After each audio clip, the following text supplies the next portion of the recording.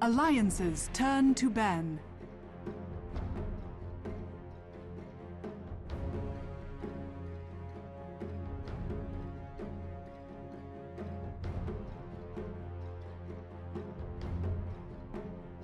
Ten seconds remaining. Radiant team ban.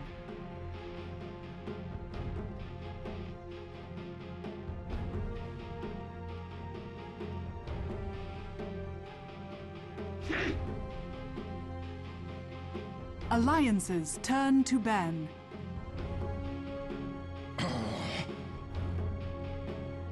Radiant team ban.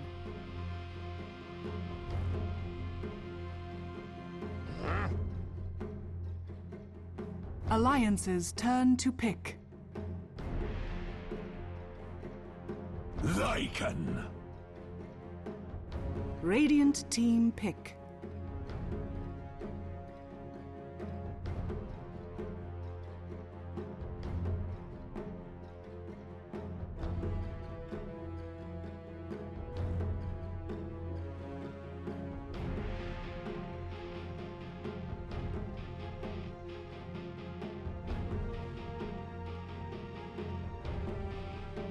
Ten seconds remaining. 5 seconds remaining. Reserve time.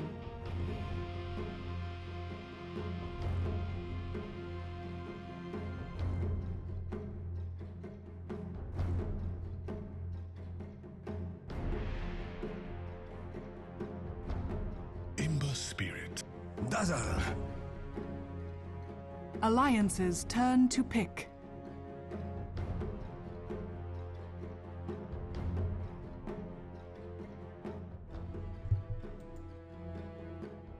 And we're back for what we all hope will be an encore performance of the standard set in Game 1 between RoX.KIS and Alliance. Alliance and RoX, well, if you missed it, all I can say is go watch the VOD. Let's just say it was a close affair, and it was Alliance battling back and bringing things to the absolute brink, and just a slugfest that came down to the absolute wire and saw RoX.KIS walk away with a Game 1 win. Now Alliance looking to not series give us a Game 3, and they need to. This is a must-win for both sides. If either team loses this, their hopes for playoff contention basically fall with them. And RoX standing at 0-3 has a little bit more room for error. They can still feasibly lose this series and win out their remaining 3, and they'll be in okay shape. Alliance, though, sitting at 1-4, they have to have this. There's no doubt about it, and they're going to get a Lycan in their effort to bring it home right now. Second pick Disruptor is always a lot of fun to see on the side of RoX, though. They land the Ember Spirit and their Dazzle pick, and RoX loves their Dazzle. I'm your host there in Ayesee Chambers. They'll break down the draft and look back on what happened in Game 1, as well as look ahead to what we can expect here in Game 2. Welcome in once again, Trouf, and that was a fun match, man. Like, it's all Dota games are fun in one way or another, but like there are just some that stand out. That's one of the most fun I've had a chance to cast all year. It was, man. Lots of ping pong. And gotta guess maybe he's muted. If you're there, my friend. Yep. I actually had a big giant thing that said, "You are muted." I was gonna say that there was a lot of ping pong last game. A lot of ping pong back and forth, and you and I both thought, and especially you were like, "Oh, they're down for the count. This is GG territory for Alliance." Yep. And thought it like, was. They'll probably hang it out because they were like kind of coming even in fights, and then it was just a really bad fight in mid with Reserve time. I don't exactly remember what happened. All I remember is that Goldblack jumped in and war trapped himself with BKB on. I don't even know if it was on purpose. Like, come get me, bro. Come at me. And then RP came and saved him and brought him out of it. Although, you know, one thing I did want to touch on is that last fight. We didn't really talk too much because it was going by so fast, but the unfortunate whiff of the RP mag, or the mag RP. You know, it was kind of hard, and he maybe saw something. Maybe someone blinked out right this last second, but I wasn't totally watching what happened. But yeah, I wonder if he was able to save that RP a little bit longer, if that would have made a difference. Maybe not. Maybe it could have made a difference, but just one thing to think about, unfortunately. But well played by RoX.KIS as they take that win. And looking ahead, you mentioned the Disruptor, and this is one of my favorite supports in the game. I think he's so fun to watch. Not to mention, when we think of good heroes against, or support heroes anyway, against Ember Spirit, comes to mind is Shadow Shaman as they pick it up, Rubik. But also Disruptor is quite good too, because if you glimpse back and you cast that ultimate immediately, he can't really go to a remnant. Reserve So, time. Right. not to mention just in general, the silence is good against Ember Spirit. So yeah, I like the pickup of Disruptor for Alliance. Yeah, me too. I think it's a great pickup. And I just love seeing Disruptor played. He's one of those support heroes that you'll see him feed if he's not played well. But to be honest, at this level, generally speaking, whenever you see a professional support player get their hands on him, they're going to be on point with his abilities. You don't really see that drop too much, and always creates for a very interesting match. It does make it very difficult for RoX.KIS, at least in relation to how they want to approach fights and how they want to approach the mid game. You know, we talked about this last time we saw a Disruptor pick in the D2L. He is not a hero from which you can run. You can't disengage from him, or you're just going to end up losing more than you already have. Lycan honestly fits into that category as well, just because he's going to be able to pursue you down, and if he has up an item like a basher, one lucky bash, and suddenly you've got two sitting back behind enemy lines if Disruptor was there with a glimpse as well. So this is going to be a game where strategically RoX has to be very careful about how they commit and what they commit to doing. But they've got a strong draft already. Does feel a little thin, like we had talked about before. Right now for Alliance, you've got Lycan and Dragon Knight, who are kind of brawlers who don't care to get up and in front and soak some damage and make room for a Disruptor and a Shadow Shaman. Mirana, if she's well farmed, can do damage. Puck, of course, elusive and slippery, and Ember Spirit, just a beast. But in terms of execution, this is another one of those lineups like we saw yesterday from RoX.KIS, where they just have to make sure they don't fall apart in the laning phase, and then when it comes to executing in bigger skirmishes and team fights down the line, that they're on point with their communication, with the way that they chain their abilities. I really like Alliance's draft right now. Like, I really do. Yep. Like, I think Dragon Knight mid, coupled with Lycan pushing, and then Shadow Shaman wards, if they get the ball rolling and they get a couple early towers, they also have dire side, so that means easy access to Roshan. Yeah, like I said, once they get the ball rolling, I feel like it's going to be very difficult to stop them in a team fight for RoX.KIS. So this last pick, it's going to have to be a support too, which is like you can't rely on another core. They already have their cores in Mirana, Puck, and Ember Spirit. Puck's not really like the typical core, and Mirana's kind of a thin one, or like a not so tanky one until she gets more items later on. Even for that matter, Ember Spirit's not that tanky until he gets more items up. And he's not really going for tanky items, he's going for DPS items like Battle Furies and crits and things like that. So I really like Alliance's draft right here. And it looks to be that, and there's a Shadow Demon, so yeah, it looks to be that they're going to go offensive. Shadow Demon with Dazzle is actually quite good. I was going to say before the Shadow Demon pickup, I'm not 100% sure if Dazzle is like the best aggro tri-lane hero. It seems like on paper it works quite well, like because he's going to have heals. He can, you know, sit in the back and heal someone, but I don't think he pressures people that much, like in lane. Yeah. It's good against Lycan because Lycan's a melee hero, and you can use the healing wave or whatever it's called, the Shadow Wave. Yeah, Shadow Wave to get him off the creeps, and he's kind of scared to CS. But Shadow Demon just kind of completes this, I think, for RoX.KIS because of the amount of damage that you get from the disruption plus the Shadow Wave. Oh yeah, I completely agree, and I'm a little surprised that Alliance actually allowed the Shadow Demon to come out through the last ban there, given that they had already seen the Dazzle and the Mirana. Shadow Demon there to lead off with a disruption. The power of Shadow Wave plus Soul Catcher, to say nothing of Mirana, who, if you practice it at all, I mean, it is not hard to land a Sacred Arrow off of a disruption, just because you can pop out with the arrow standing just a little bit past you, and if there's any collision detection at all on any part of the arrow, it counts as a hit arrow. And now Alliance going with the Bounty Hunter in the offlane. I actually feel like this is a very good draft for RoX to finish out, because as good as Disruptor is, and Shadow Shaman as well, you've got Lycan, who can be bullied around in lane. He is melee, and as much damage as he has a hard time up against this kind of pressure, especially when you're talking about a 3 ranged with nuke potential as well as long duration stuns. But then you also have Disruptor and Shadow Shaman, who are notoriously squishy, even though you do have a decent amount of control, certainly between Hex and Shackles, and of course the Disruptor with Kinetic Field can make some things happen. But for the most part, this is be totally on RoX. They have every opportunity, I feel, against this tri lane, so long as they are able to get a try-on-try situation and Alliance doesn't just flat try to dodge it. They have every opportunity to really shove that lane around and get themselves a lead, and I think they're going to need every bit of it as well. When it comes down to, again, just the brawling potential of a Dragon Knight and a Lycan, Ember's going to need time, and if Lycan gets ahead and Dragon Knight gets ahead, they're going to start taking towers too quickly. Yeah, I'm wondering if they're going to run Puck safe lane or the Ember safe lane, so we'll have to look at that. A couple things as far as they need a couple minutes apparently, so it gives us some time to talk about some, in theory, craft some of these lanes. A couple things about Alliance's lane. If they get the wolves up early onto Lycan, he can kind of prevent some combos with a disruption arrow, because he can just throw one of those wolves in front of one of the supports if they get caught out, which is good. I was going to say one more thing about that lane in general. Oh no, just in general, this RoX.KIS lineup, it's very similar to what we saw yesterday, so I hope for their sake they're able to, you know, remedy the problems that they had, because this is quite a thin lineup. If they lose in the early game, I don't know how they're going to come back. Like, this is not a comeback team. This is a, we destroy you in lane, we take that tower, we roam mid, our bottom just free farms up top, and we just kill your tower in mid as well. So they have to really snowball this right from the get-go, and if they don't, that's the one thing I fear. If they don't, Alliance is just going to destroy them in the mid to late game with the heroes that they have. Yeah, I totally agree with you. And this is how we saw them draft yesterday, and they just weren't able to execute. And we saw those games end in 20 minutes, 25 minutes, et cetera, et cetera, et cetera. Like, it just wasn't even close. So, it's an excellent point, by the way, about the Wolves. That it just takes good micro, but it's certainly not going to be anything beyond Lotus Ken. He'll be able to do that quite well. And it's not so much Loda that I'm concerned about. It's the support play. But just to echo what you were saying, that this is kind of an all-in laning phase for RoX.KIS. That's especially true when you have a bounty hunter, and one who's played by Bulldog, who obviously most well known for his Prophet and his Lone Druid, but when you look at the statistics, he's just as good on the bounty. I mean, his bounty hunter is world-class, one of the best you're ever going to see. And if they're able to hold the laning phase together, and even if Loda is slowed down in farm, if he just keeps him and his supporting cast alive long enough for Bulldog to begin to roam around, as squishy as this lineup's going to feel, they're going to struggle a lot dealing with that. And then, you know, to say nothing of the Dragon Knight, who just kind of sits and slowly farms. S4's Dragon Knight is phenomenal.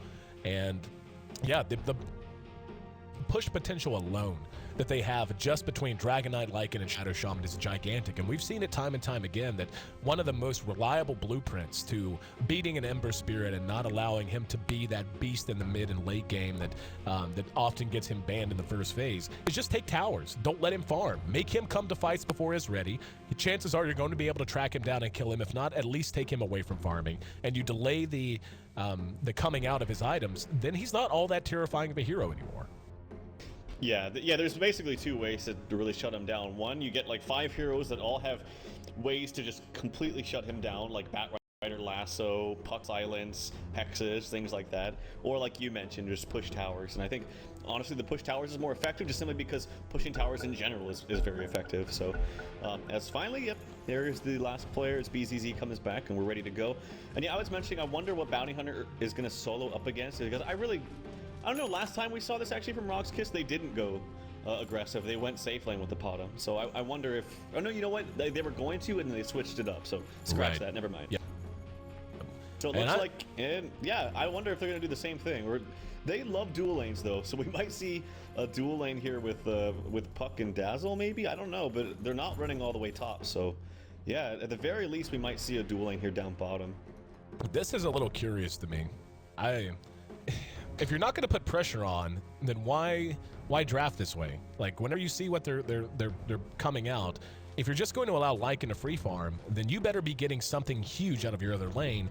And Mirana, as good of a hero as she just is not as effective with early game farm as a Lycan is. Like, if you give a Mirana and a Lycan, say, equal amounts of farm for 20 minutes and equal amounts of free farm, the Lycan is going to feel much more potent. That's just the way it is right now, especially whenever he has great supports and a Dragon Knight to help him out in team fights and in terms of pushing. And this just feels like a risky laning decision for RoX. And who knows, maybe they could end up rotating. I mean, Solo is down in bottom right now. Gold-Black, though, seems fairly committed to being down in bottom lane. So looks like this will be the status quo. Bulldog, in the meantime, is going to go ahead and move into the jungle. We see that they already have a ward down just at the steps, and Bulldog going to spot him. Haste rune, and going to go ahead and take it as Gold-Black was on his way. So laning phase underway, neither team on either side. How about we take a look at who's handling who? It'll be BZZ solo farming the Ember Spirit here in mid. Going to be Solo playing on the Mirana. And actually check that, looks like Dazzle's going to start out here, played by Yol, to help him out here in mid. Then Puck out in the off lane, played by Sadoy, and Gold-Black will be on our Shadow Demon. Other side of the river, we're going to have S4 on our Dragon Knight in mid. Disruptor going to be played by Ake. The Lycan going to be farmed by Loda and should be farmed very easily and effectively. The Shadow Shaman will be played by EGM, helping Loda out, while Bulldog takes his Bounty Hunter into the off lane. I don't know if this duel lane's really effective unless they kill. Oh, scratch that. They're going to do a lot of damage to S4 right as I put my words in my mouth. Oh my god. The thing is, you have to be very careful against an Ember Spirit when you're not next to more than one creep, because it's a guaranteed Syrian Chase shackle on there.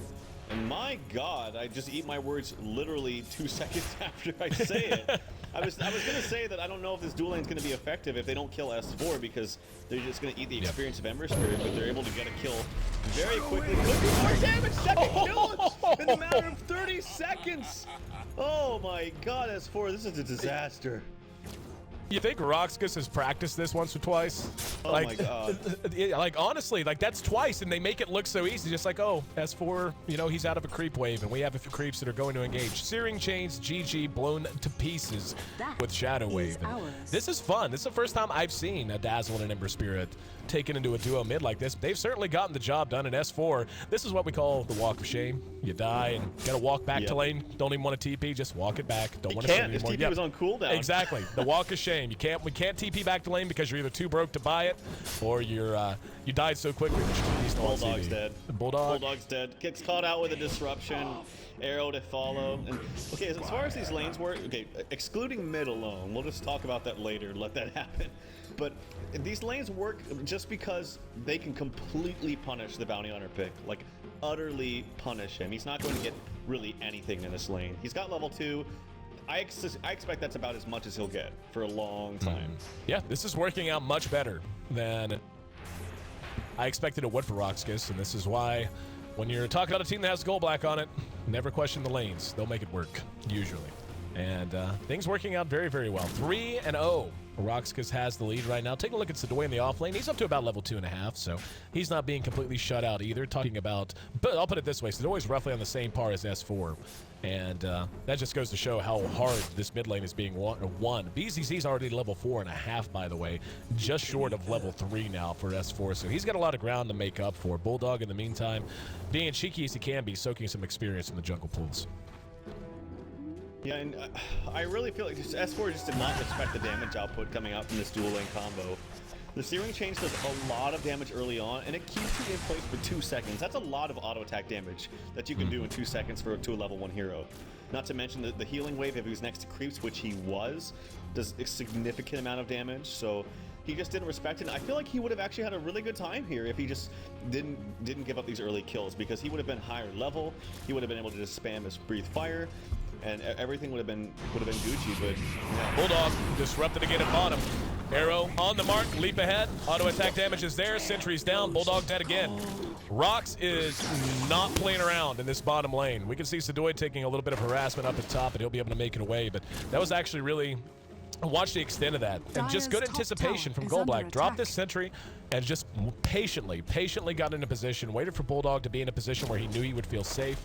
And yeah, Bulldog now having to walk on back. Not the walk of shame, he could TP, but needs to save that gold, as it is a hardship right now. Bit of a breadline kind of a moment for Alliance across the board. Everyone feeling a little thin. Dazzle is making his way up to top to give some support to Sadoy, which I think is a good rotation, because S4 is just abandoned mid at this point. He can't even solo this Ember because he's died too many times, and now Ember's got a ton of levels. He got phase boots up on him, ready to go. Oh, Admiral Bulldog picks up a haste. Here we go, top. Yep. Should be the death of Y'all and will be. Doesn't have a point in the grave, so he drops for free. Very nice play.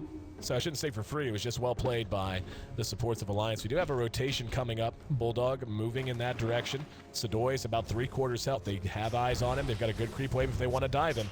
And Bulldog still hanging around. Here we go. Gotta give him the Janata. Here comes Lycan to try and dive him. There's the Moonlight Shadow, though. And easily, Sadoy's able to keep himself alive. Up at top, we can see Lycan has farmed very well, sitting at 32 CS, and now beginning to put some pressure onto that tower. Here in mid, S4 once again taking damage from BZZ, but not going to die that time. Yeah, Midas coming out for solo. I like that. I always love the Midas. It's good for him. And yeah, S4 is pretty much just stacking and bottle crowing and trying to kill a jungle, because he can't even pop his head up in mid. Maybe even Admiral Bulldog just sits here with Invis, just soak up experience. But even then, he's got to be careful, because if they have any kind of sentries or dust come out for Y'all in mid, that Bulldog will be dead. So, for sure. But like you mentioned, Loda is getting free farm, and he's doing very well for himself. If they're able to push these towers, and then he can go to the jungle with a Vlad's or sneak in a Roshan, they're still in a good position. So with Lycan, anything is possible. I'll say that much. Yep. It's gonna, at some point, it becomes a game of containment. They've gotten BZZ into a very excellent position. He will be most likely getting his drums. He's picked up the bracer now to go with his bottle. Already has up his boots as well, so in great shape. Midas complete on solo. Courier snipe in progress. Here comes the Howl to give him some extra damage. He's looking for it. He might get it, and he does. Radiant's courier has been killed. Didn't even see where it was. I was glancing around the map. I couldn't find it. Where did that happen? It was bottom down here, and the extra Howl damage actually really helped. Plus the Janata. Yep. So easy courier snipe there from Bulldog. That's a really good pick there. And did it have anything on it? Didn't catch it. No, it just delivered the Midas to solo, so it didn't have anything on it, but still a nice courier snipe. Very well played, and helps get things a little bit closer to even. Alliance trailing just a bit, and we can see the Ember off to a great start. Will be bursted down with a little bit of damage, and EGM sitting at just short of level 5 now, so he's going to have his wards ready to go before too terribly long. But taking a look at the early graphs, we can see it is a bit of a lead going the way of RoX.KIS. No towers down, it's actually considerable for it to be 7 minutes and just about 2k up. But Bulldog is going to get active soon. I mean, he is a little bit under-leveled, so a bit of a delay there. But once he gets active, if Alliance can just make some picks happen, especially off of the pushing power of a Lycan, they're going to have a chance to get back in this game just fine. And up atop, Sadoy will be, yep, glimpsed back. And well played again. Ake and EGM are doing work. There's going to be a poison touch on the Ake, but no one else to help follow up. So a little bit of a pat on the back, but RoX loses another. Here in mid, S4 ends up dying again as BZZ there with the Searing Chains and the Sleight of Fist makes it 5-2 and gets right back on the board. This hero is just so strong once he gets a lead. Like, if you give him some kills in mid, he can't show his face. Like, S4 cannot show his face at all. He's got to be absolutely in the furthest range possible of experience, and that's about it. Even coming up to Breathe Fire is kind of scary when BZZ has enough mana to combo up. So I will say, though, that kill on Sadoy was pretty huge because Alliance is doing a really smart thing, as I mentioned. They're moving Loda into the jungle to get farm there and freeing up some space for the supports. So EGM, he's actually almost level 6 on the Shadow Shaman, which is fantastic. Ake, he's almost level 6 on the Disruptor as well. Yep, the play of supports are really what's going to keep Alliance in this. Right now, the laning phase, I think, is gone about the way we knew it needed to for RoX.KIS to really have a chance to capitalize on the strength of their lineup. So now it's on Alliance to try and do a little bit of damage control. GoldBlack getting a little solo XP down here at bottom. Solo did have to go ahead and duck out of the lane as he'll go ahead and back off. But we're beginning to see it collapse now. Up the top, DD used by BZZ, and EGM could be in a lot of trouble and will be in trouble. Yep, didn't get off the Searing Chains. Then he actually uses the wards to try and keep himself safe. Sadoy there. There's going to be the Moonlight Shadow. And Sadoy, under cover of Moonlight Shadow helped out by Yo. He will be able to jaunt back away. Behind that, though, we're going to see them engage on the Ake. Ake's going to end up dropping, but Loda might have a chance to get BZZ. Has a nope, he has to run. And the Sentry paying for itself in spades as EGM there to get a kill with the Ether Shock. Solo's now made his way into mid to try and keep S4 off of the tower. And GoldBlack getting some much-needed levels down at bottom. He found level 6 amidst all of that. So all in all, I actually think that's a win for Alliance. They ended up losing one, but they got the Ember down. I didn't see it. I feel like EGM had to have had a tree there because I thought he fully blocked himself. Or maybe someone else hit a tree right there to the left of the wards, but managed to get out of there. I was like, wait, how did he get that kill? How did he walk out of those woods? So must have had a tree, or someone already ate the tree there. But nice counter kill there. He's gonna have a nice surgence of gold there, getting that streak from Ember Spirit as well. So yeah, good little series of events there for Alliance. They kind of bounce back a little bit in experience and farm. Looks like they're trying to make something happen on Bulldog. He did find level 6, and they're going to go for it. Dust it out. Demonic Purge slowed him down. He's going to do what damage he can, and don't even need the arrow. Here comes a TPN. That's going to be S4. And behind that, the rest of the team just going to reset. S4 not in a position to really do anything to chase him down. Very low health for BZZ, but still no real way to follow it up without trading himself away in the process. 7-3. RoX.KIS continuing to build on their lead. Taking a look at Sadoy. He's doing all right. I mean, he's level 6.5, so he's going to have Coil on the ready whenever he's ready. Yeah, this TP unfortunately is not going to be made too much use out of for S4. Like, he CP's down here, he gets literally like 2 CS, and now he's gonna have to run away. Lucky for him, no, Invis room, that's top. So that's gonna go the way of BZZ, so. Yeah, unfortunate there. S4 just having a very, very slow start this game. He's quite tanky now, but still in range to die with combo from Ember Spirit, not to mention the Disruptor combo. He is maxing Soul Catcher and then Disrupts, and here comes some mid action on the Yol. Yol going to be locked down here. In the meantime, there's an engagement at top. EGM going to end up dropping the BZZ. No, never mind. Shackles off. And Sadoy let off with the coil a little bit too early. He was eating a lot of damage, phase shifts, and ends up dying to Loda. Now that's a double kill you do not want to give away. And in the meantime, we saw the action in mid too. And now Alliance capitalizing on a big swing of momentum. Going to be able to bring down this tier 1. And this is where you just have to really take a deep breath. Let's see if they can get a couple of kills. They need him badly. Bulldog retreating back. Demonic Purge, not enough to slow him down and secure anything in return. In the meantime, Loda split pushing at top. So just like that, Alliance, look at that, turns this game completely around. Top tower Loda, he's going to be in some trouble. He doesn't have the ult activated. He's just going to have to man up as much as he can. But he will probably die here. Oh, in the meantime, Silver gets picked off. Look at how much damage Loda's doing. My god, no, he does fall. I thought he was maybe going to get the kill on the VZZ there, but yeah. Did you manage to catch the kill onto Solo down there? No, I didn't. I was watching Loda. Okay, well, the wards were deployed by his tower, so there you go. Well, they managed to go 1 for 1. But the Ember Spirit securing another kill. Bringing down Loda is kind of a big deal. And at this point, we're coming up on 12, 13 minutes in. We're beginning to see the laning phase collapse. Towers are beginning to take a lot of damage. Who do you feel like did enough work here, my friend? Do you think RoX.KIS was able to accomplish all they needed to? Or do you feel like, obviously they came out ahead, but yeah, Alliance swinging it back around. Do you think that's an ill omen if you're RoX.KIS? Yeah, this is what I mean when I mean snowball with this lineup, I mean really frickin' snowball. Arrow comes, almost hits Bulldog, but they had such a good start on mid. Like, he died within 30 seconds to an Ember Spirit. The problem with this lineup, though, here comes a Roshan attempt. I feel like it's scouted out. Yeah, they're pinging it out. Loda, he needs to back off. I don't know if he's gonna be able to take this right now. Here comes some illusions, but they didn't do enough, and I feel like kills are good, but you need to take towers with a lineup that needs to snowball. Otherwise, you're not going to have the map positioning once you give up any kind of towers to this lineup. So they need to take towers. That for Bulldog using some credit. Nice arrow to follow it up. And now they're going to go ahead and push down the tier 1. There's a tower. Yep. BCC. Engaged upon by Loda. There's going to be a hex from the low ground, so the boys there. Down goes the static field, though. And they managed to secure the kill. Alliance taking big wins. They end up trading one away. There's a buyback from Ember right off the bat. Behind the fight, we can see Ake hit, and Arrow's going to be off the mark. Ake hit with the Demonic Purge. One more auto attack will do. In the meantime, at top, S4 doing what he can. Very bad start for him, but still being of use, taking towers and pushing towers where he can. Alliance gives up a couple there. The Ember did end up dropping, though, and he bought back. The buyback really not having much of an impact at all. Yeah, although he might be able to find a kill up here on Loda. Loda, he sniffs it out. He might still be in trouble. Nope, he's not going to. See, yeah, that buyback to no avail. It's kind of a big deal early on for BZZ. For such a good start he had, too. Yep. He's trying to find something worthwhile to do, but unfortunately unable to find anyone to kill. Bulldog has eyes on Solo, going to move right in after the track. And here we go. There's going to be the limps back. No follow-up, though.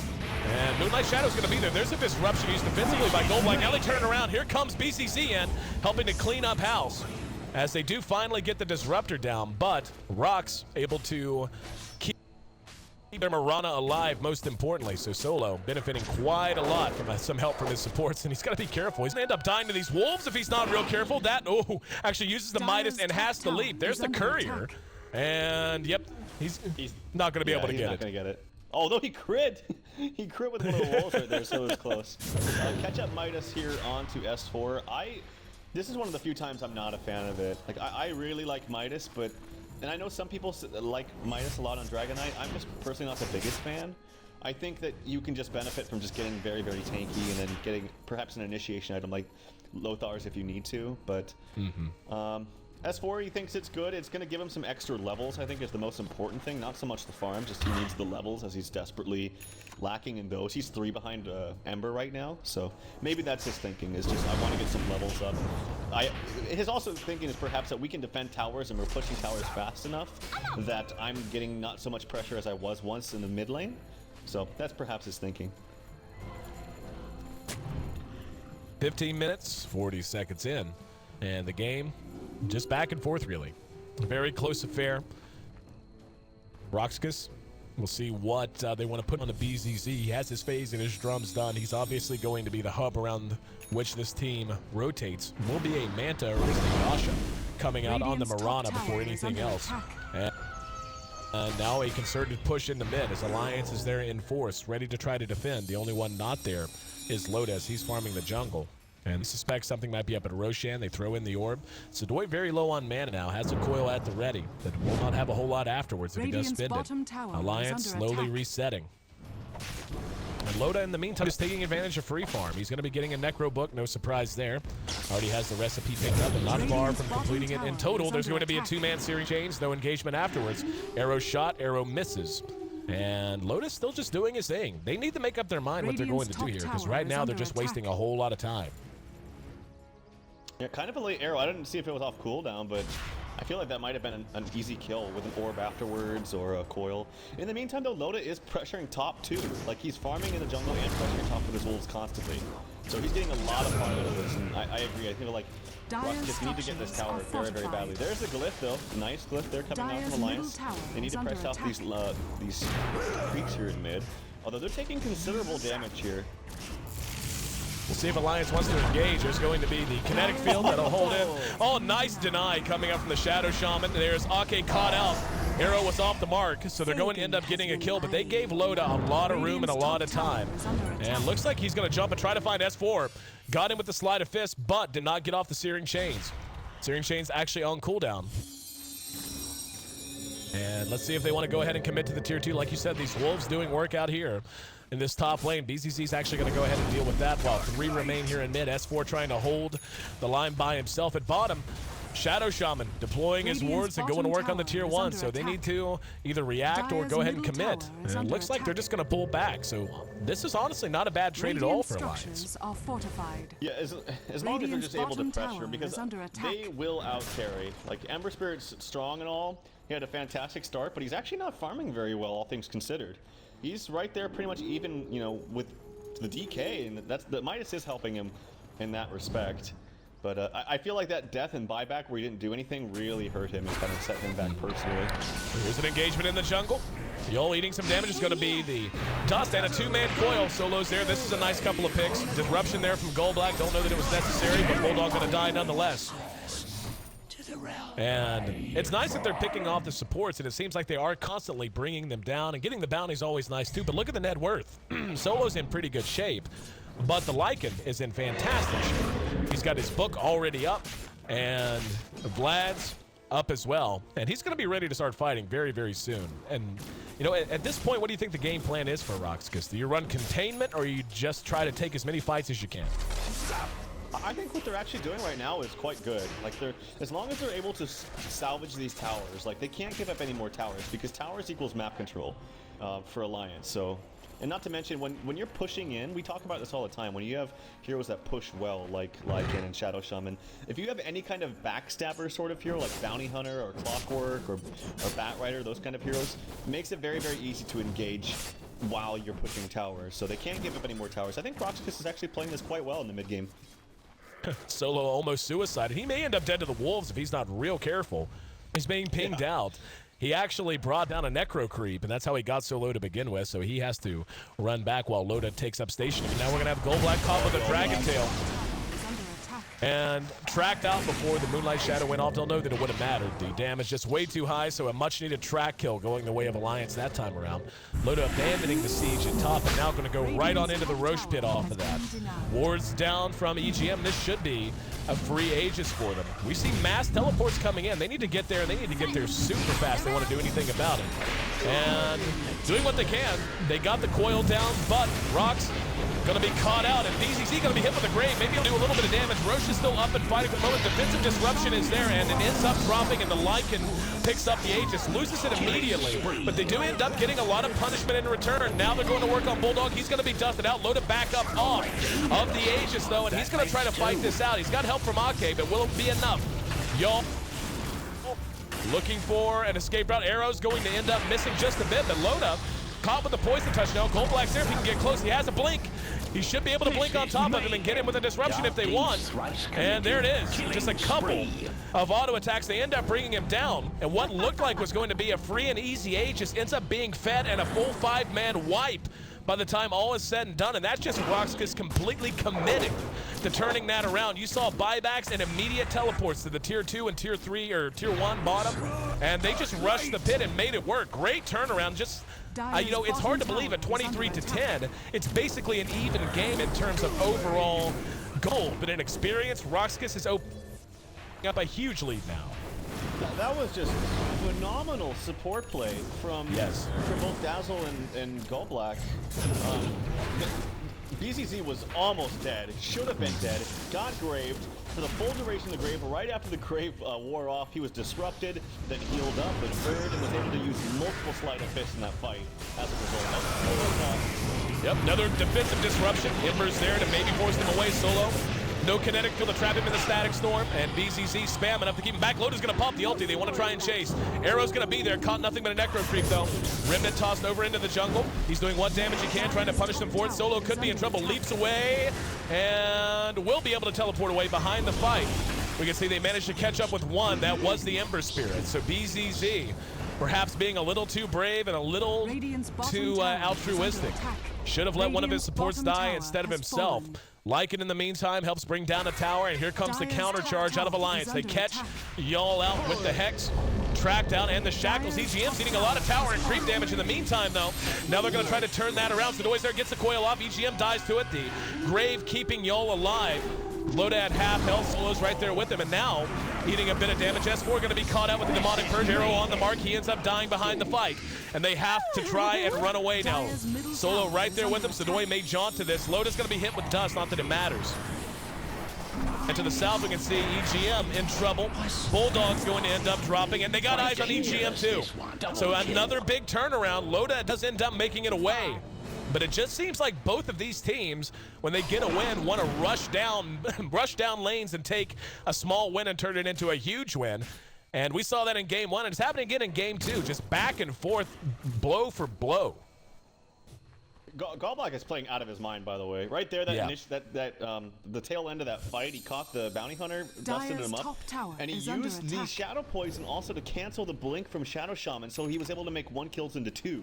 As a result, his disruptions have been on par, perfectly timed every single time.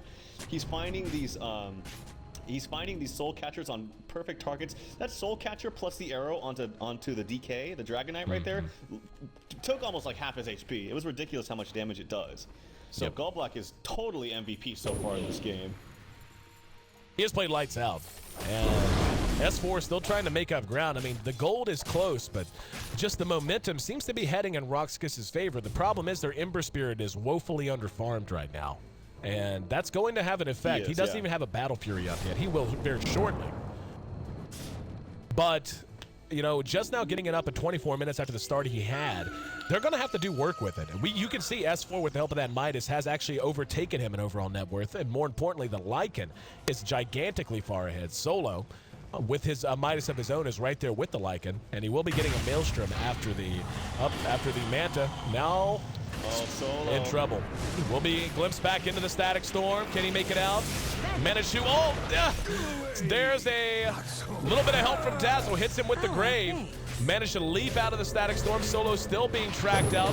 Necro creeps are there. Good searing chains to help buy him some time. But we're actually going to see y'all helped out again by Goldblack. They want to engage. Goldblack's going to be hit with the Dragon Tail. He'll end up dead for sure.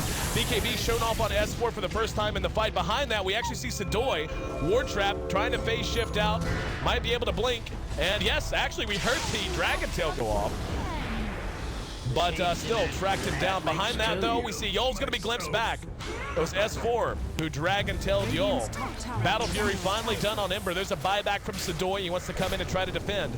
This is what's so hard on fighting alike. It's small losses turn into big losses whenever he's involved in pushing towers. Sadoy gets off a 3-man coil, got a silence on the 4. And here's the follow-up. That damage beginning to show itself as the Battle Fury is complete. Solo right there with Starfall secures 1 kill. S4's going to drop as well. And now they're going to turn this completely around. Is that going to be? Nope, it's an ultra kill. Was going to say could have been a rampage. Could have been a rampage. And back and forth constantly. It just seems like both of these teams just going ham on each other. 32-15, another full 5-man wipe as RoX not only manages to bring them down, but keeps the tier 3 standing as well. This ping-pong, man, both games just back and forth constantly. Net worth has definitely gone in the favor of this Potem though. 14K, he's almost 2K above the Lycan now. Ember starting to catch up to DK as well, but and this Battle Fury, while it is late, is always going to be effective on Ember Spirit at any point of the game because it's so good against pushes. When there's tons of creeps next to each other, you just get more and more procs with that cleave damage, and it really pays dividends at any point of the game. Gallblack, the support play again, is constantly disrupting. Oh, Gallblack, speaking of, might be in some trouble. He will be okay though. Here comes the support. EGM ends up binding up more than he can shoot his kinetic field onto Solo. But look at the damage and followed up. And are you kidding me? Another phenomenal grave. That's a triple kill that goes the way of BCC.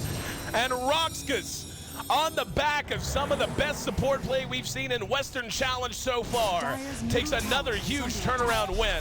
Taking a look at the buybacks, Lycan is still up, doesn't have to worry about it, but the rest are down for the count. Bulldog could, but what's he gonna do? This is the power of an Ember Spirit who finally got a chance to stretch his legs. Tier 3's gonna drop. Let's see if they commit to a Rax. Sleight of Fist helping melt down the creeps, and they are. They're going to go right for the range racks just to be safe. Goldblack and Yol have been unconscious this game with their support play, my friend. It is a sight to see. I know, it's just fantastically played by the two of them. They need to back out right now, though. I don't think they'll overstay their welcome. They do get the kill onto Ake. Coil, unfortunately, spent to really no avail. He already had the kill. He could be in trouble. Save him this time, I'm not sure. There's the grave. I'll let you take over. Keeping him alive, and now S4 popping the BKB. The new track down BCC behind that. Here comes Admiral Bulldog. He want to try to pursue this out, maybe get a track kill. Managed to spot Yol. There's the Hex. No grave this time. He's going to end up dropping to load end. Once again, the team slightly overstaying their... What happened there? Oh, his blink. Was that disjointed? Yeah, his blink disjointed the stun damage and the mini stun. I didn't know that Shuriken toss was disjointable. I honestly didn't know that until just this second, but now we do. As the Shuriken disjointed by the blink into the pin, and he's able to TP away because of it. But Alliance able to get a couple of kills on the way out the door. Now they're going to potentially try to counter push. Bulldog has finished a BKB in the meantime. 37-17, 54 kills in 28 minutes. This has been an intense set of games, man. Truly intense. Really has, and Potem is just so damn farmed now. Has the completed Mjolnir.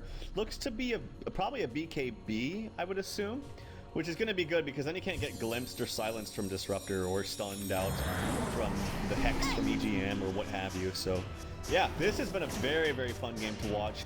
We saw the Battle Fury come out first for Ember Spirit at what, the 24-minute mark. Almost has a second one. Unfortunately, he died. He would have had it even faster, but almost has a second one just a few minutes after. You said that second Battle Fury. I mean, coming so quick. It took him so long to get up the first. But now his net worth has caught back up. He is in range of the Lycan, and Solo is on top of the Lycan, as you had mentioned. And this is worrisome. I feel like Alliance had a window through which they could crawl through. And basically, the Battle Fury came out at the right time, just as Alliance was trying to push down this Tier 3 top. And they were able to turn that around and take a big win because of it. They didn't get the melee racks, but they did get the ranged racks, so bit of a win there. But in the meantime, Rasta did finish a Scepter, so the items are developing on Alliance as well. And also a Halberd coming out on S4. Big pickup for him. Yeah, Lotus has to take a very defensive posture. I don't agree with that at all. He just fed so much bullets to BZZ right there. And before the change to the Necro Creeps, I think you can maybe be okay to do that. It was still not optimal, but they give up 200 gold each. That's not anything to scoff at. That's a lot of gold. and he didn't really do any damage. Well, actually, no, scratch that. He did actually do considerable damage to the tower, so maybe it was worth it. So I'll have to retract that statement. I didn't think he was going to do too much damage. But A lot of damage to that tower was already existent from the initial push, though. To be honest, it was about 2/3 before he did that. But yeah. When you get more damage, when you get especially the second Battle Fury, which hold that thought as he does have it, I don't think he can do that anymore because those creeps are going to die like instantly from the Necro book. So he has to be a little bit careful about feeding those away because again, you have 400 gold, nothing to scoff at any point of the game. Yeah, BCC almost farmed an entire ancient wave or ancient stack with just one sleight of fist. Watch him, he'll do it again, and not quite as impressive that time, because all the little ones had already died. But yeah, that's going to be a nice stack for him and a nice infusion of gold. Lotus trying to split push into top again. Roche is not up yet. And here we go. Just look at the damage Lotus eating. He can only stand and fight so long. And Searing Chains might catch him if he's able to get it off. There's the Remnant. Will jump to it. And unable to get the Searing Chains off. Creep wave, right place, right time, and Loda benefiting from that quite a bit. Roche is going to be coming up in about 15 seconds, though. Expect another clash at the pit as our next major engagement. Yeah, Loda's gone full-on rat mode, by the way, as he is just kind of sitting up here, trying to create some space for his team. Maybe they can get a Roshan off of it, and that'll be good. His item build, let's see what he's going to go for an Ayesee. I like that. I think that's a really good item here. I agree. I think it's the right call for sure. Up against an Ember and a Mirana, who are carrying quite well. And Solo's play needs shouted out too. I mean, we have talked a ton about how good Gold Black and Yola played. Solo has been out of his mind too, to the tune of 9-1. And Roche spotted out. They know it's up. AC bond in one shot by Loda. So they'll have that. And this could end up being a game-defining moment. As Alliance, sitting up near the Dire Side Secret Shop, there's a smoke out of RoX. And they're going to move forward. Such a tense moment in any game whenever you have two teams that you know are both aware Roche is up, and it's just a matter of positioning and doing the Roshan dance of seeing who can get the advantage on either, who can get the initiation, and so on. One Wolf going to move into the pit to keep an eye on it for Loda. Loda's going to be spotted. No, not yet. Now they spot it. Sadoy and Loda with eyes on each other. Let's see if they want to try to engage. There's the weave. Didn't catch a whole lot with the no. S4 going to be hexed, but no arrow. Arrow will track down Ake.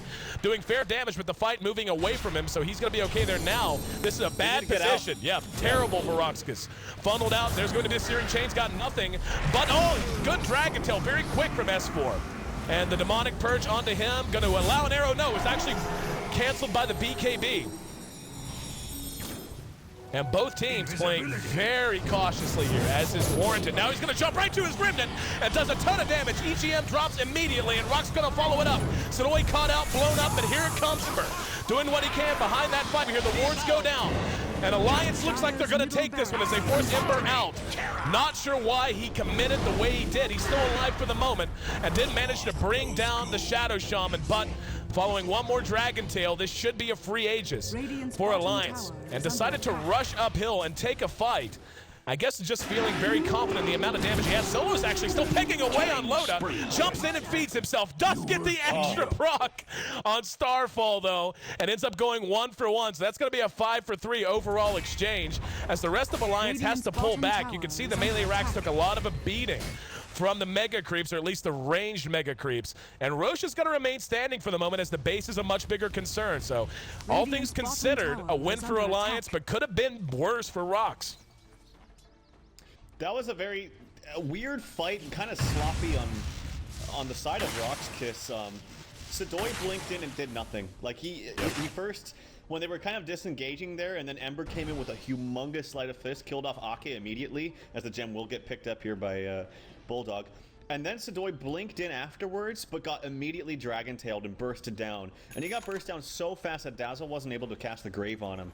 If Dazzle gets that Grave off, I think RoX.KIS wins the fight. But Sadoy just died so fast, wasn't able to get off the coil. So, little unfortunate for him. Was a little odd. RoX engaging uphill, kind of into the dark there. Just a little strange. And the Ember committing to it and kind of forcing his team to try to follow up the stairs. That's just always a tough position from which to fight.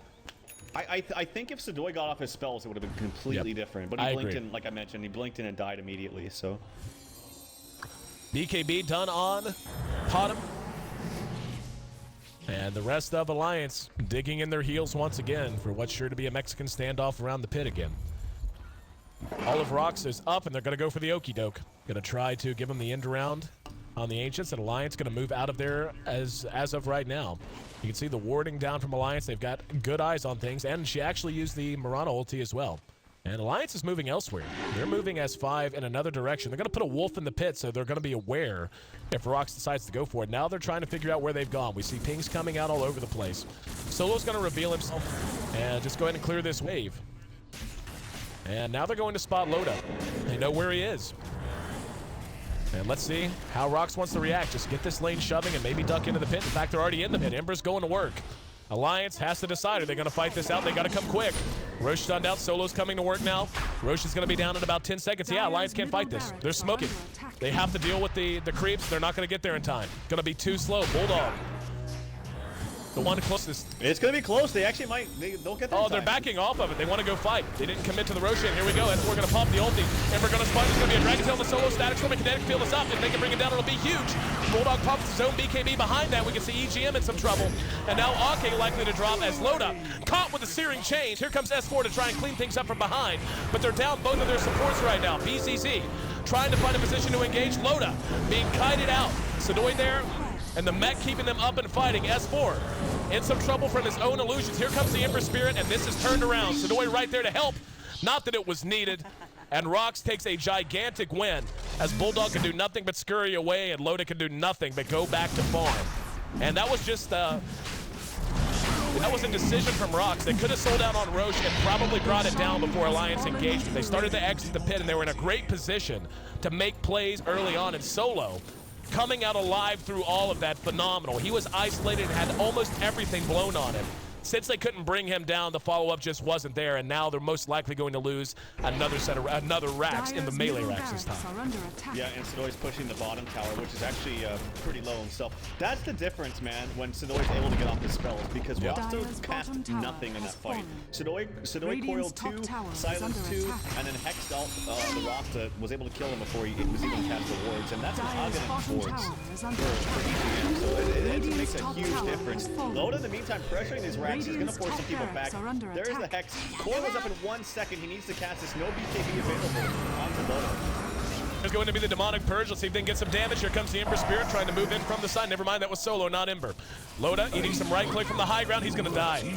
Not worth it. Trading him. He's down for 70-some seconds, and now RoX has to be a bit emboldened. Only one outer tier tower still standing for Alliance. And Loda giving up another death. And at this point, 6-5 for him. Compare that to the 12-2 of Solo, who has gone ape, and the same in terms of kills, at least, for BZZ. 12-6, 11-5 out of Sadoy, and now has a Dagon to add to his inventory along with that Scythe of Ice. This is beginning to feel like it is finally snowballing the way that RoX.KIS really wanted it to, and you can see the gold has been kind of an EKG, just up and down all game, but up near 5-digit lead now for RoX.KIS, and the experience getting even further out of hand. And if you're Alliance, what's the game plan, man? Like, how do you look to play out the remainder of this game? Well, they still have really strong team fight, and they have amazingly strong push. Here comes the bottom ulti. It looks like they want to engage bottom, so hold that thought as Sadoy comes in. He has a Hex available. They know that Alliance is spread out. This could be bad for S4. Yep, there we go. Gets off the Dragon Tail. EGM blinked away. And Sadoy's going to go ahead and use the Scythe. EGM's still sitting right there. Has to decide what he wants to do. BKB's going to be used. They may decide to turn around and fight. And Y'all's going to end up dead. No, good disruption. Buys just enough time. Now here comes Solo. He has a great whip if he needs it and will spend it. Keeps Sadoy alive. And now the shackles onto Yol behind the fight, but it doesn't matter. S4 has to try and duck out the damage. Output is too high. Solo kept alive. He's just going to clean up the wards. Another bit of a bizarre fight as Sadoy did end up taking a spill that time. But they do manage to clean up Solo with Bulldog right at the very end. Another strange engagement, but it's a track kill, and they got a Mirana and a Puck in exchange for 2 supports and S4. I actually think that's a bit of a win for Alliance. Yeah, again, a kind of slow blink Hex there coming up from Puck. As a result, S4 was able to walk very, very far away and fight very, very far away because he just got initiated on much later than I think Puck wanted to. Just nice back and forth between the disruption and the grave from these support players. It's really creating enough time for the damage output coming from Podman to come here. And that was kind of funny. He, at the end of the fight, he literally leapt right into Bulldog. Bulldog was like, oh, hey, what's up? Just hit him once and then shrook and then got the nice easy kill. But you asked the question of how Alliance can get back in this. They still have really, really strong team fight and really strong push. And I think the key is to take out, to isolate maybe one of the members, the support members, because they're keeping everyone alive. So it's hard though, because if you go on the Dazzle, he'll get disrupted. You go on the Shadow Demon, he'll get Grave. So this combination of supports, I was going to mention from a drafting standpoint, is very, very strong from RoX.KIS. And as long as they're able to elongate these fights, you're going to get multiple Sleight of Fists now coming out from Ember. That just, he's really good in engagements that are very, very long and drawn out. So I like this draft as we're seeing in the mid to late game come out from RoX.KIS much more than I thought I would. Daedalus Dunn certainly helps. He is hitting very, very hard. And I'm with you. I don't know how Alliance can afford to do anything but really get a pick and push. Like, these fights are going to be drawn out by their nature of the heroes involved. Puck's very slippery, tough to bring down. Like you said, Gold Black and Yol able to keep each other alive and keep their teammates alive with both Disruption and Grave. And, you know, basically the longer these fights go, much past 5, 6, 7 seconds, the more damage output you have to cope with. And they have a team that kind of needs the group a little bit. Like, you have 2 melee damage dealers, and granted when Dragon Knight goes in the Dragon form, he's not a melee damage dealer, so not so much the point there. But when you have a Lycan who needs help from supports to keep people in place and so on, you're going to be grouped up. And I feel like RoX is in a great position. Dire's top tower has I think the answer is going to have to be trying to get a pick. But if they're running as 5, chances of that are pretty much 0 to none. You're just going to hope for a miracle and hope for a win. Aegis reclaimed in 1 minute. Just look at the damage. Loda dropped down to half health. There's going to be a weave. That was after 1 Sleight of Fist and Searing Chains. And looks like they are going to be forced back for the moment. There's going to be an arrow. Doesn't catch anything. Glimpse is actually off the mark. S4 caught out and now engaged upon, forcing the BKB popping. Solo jumps in, but there's a big blow up. Solo going to be hit with the Grave. And biting off a bit more than Sidoi can chew that time. Pursuing into RoX is kind of risky, especially with Flame Guard deployed. It looks like they want to turn around and try to capitalize on the damage that's already been done. They're going to have to do it minus their puck, though. Down go the wards. And that bite might be enough to force them back. That Aegis is going to be reclaimed in seconds. And there's an Abyssal done, but also a Butterfly done, and there's a Dragon Tail on the BCC. Arrow's going to be there. It's going to be dodged. No, caught EGM on the high ground. And, yep, he's actually going to use Sleight of Fist and his Remnant to get out of the kinetic field there to keep himself safe. An extended siege right now. The supports having deployed a lot of their big abilities. It's going to come down to how committed to this RoX.KIS happens to be. Solo up front with that Butterfly, hitting hard and hitting often. And certainly a lot of damage coming out of the Ember Spirit. Now on to work on the Tier 3. Doing what they can. They're going to catch S4, but the Tier 3 drops. Another sketchy glimpse out of Ake. Ake has been struggling in the last 60 seconds to 2 minutes with those glimpses. Has not hit a couple of good ones.